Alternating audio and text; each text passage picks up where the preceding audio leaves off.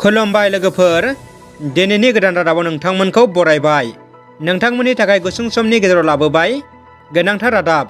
अन्नानै रादाबखौ जोबजासे फारि नायलांदो।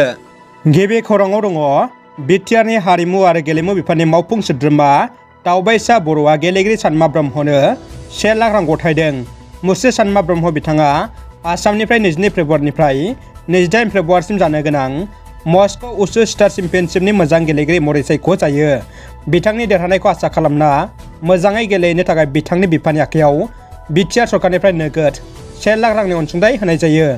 बिटिआर गोरोबथानि गेजेरजों बारग' एनडिएफबिफोरा रिहेबिलिटेसन मोननो हादों। थांना थानायनि गावसुंथा मोननाय लाइमोनफोरा एनडिएफबिएसनि आगुनि आफादगिरि आरो बिटिआर फेस क'डआव मुंसाइ होनाय दानि बिटिआरनि एमसिएलए अमर बसुमतारीखौ मान बावना खुलुमदों। आसाम सरकारा गोरोन्थि फोसावनायखौ बोखांना लाफिनबाय। थांनाय 4 फेब्रुवारि खालाराव बिश्वनाथ जिल्लाखौ बर' कचारी वेलफेयार अट'नमास काउन्सिल एबा BKWSआव सोसननायनि फोसावनायखौ आसाम सरकारा बोखांनानै लाफिनबाय। दिनै बे खौरांखौ अफिसियेल नटिसजों फोसावनायखौ नुनो मोनो। दानिया फैदो गुबुन मोनसे खौराङाव।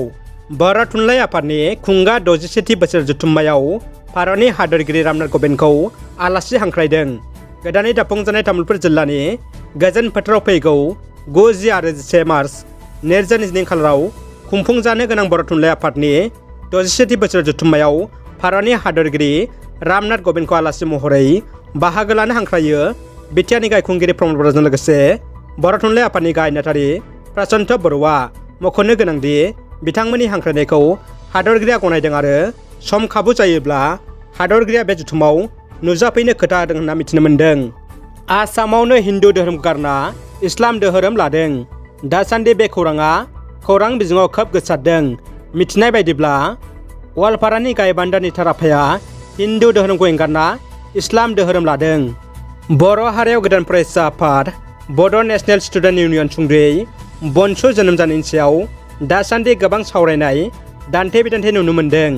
गोदान फरायसा आफाद जोनोम जानायनि सायाव दिनै उदालगुरि जिल्ला एबसुआ खौरां मेलनि गेजेरजों बाथ्रा बुंदों। उदालगुरि जिल्ला एबसुआ गोदान आफाद दानायखौ सोंखारदों। गोदान फरायसा आफाद दाना बर' हारियाव गुलाय गुजाय लाबोनाङा। बर' हारियाव एबसु थाखाना गोदान फरायसा आफादनि गोनांथि गैया आरो बर' रायजो राजानो गोदान फरायसा आफाद नाङा होनना बिथांमोना बुङो।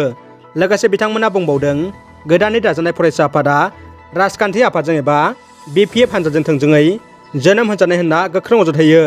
आरोबाव बे आफादनिफ्राय बर' रायजो राजाफ्रा गोजानाव थानांगौ।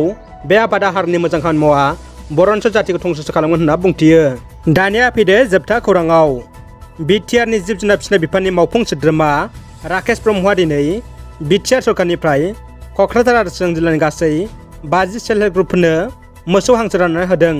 मोसौ हांसो रानना होनाय हाबाफारियाव इउपिपिएल आइजो दोलोनि आफादगिरि बिना गयारि, BTC सेक्रेटारि NC बसुमतारी आरो चिरांनि डिसिआबो बाहागो लायो। रादाबा एसेनोसै लोगोफोर। रादाबखौ जोबजासे नायनायनि थाखाय गासैनिसिमबो गोजोननाय बावहरबाय।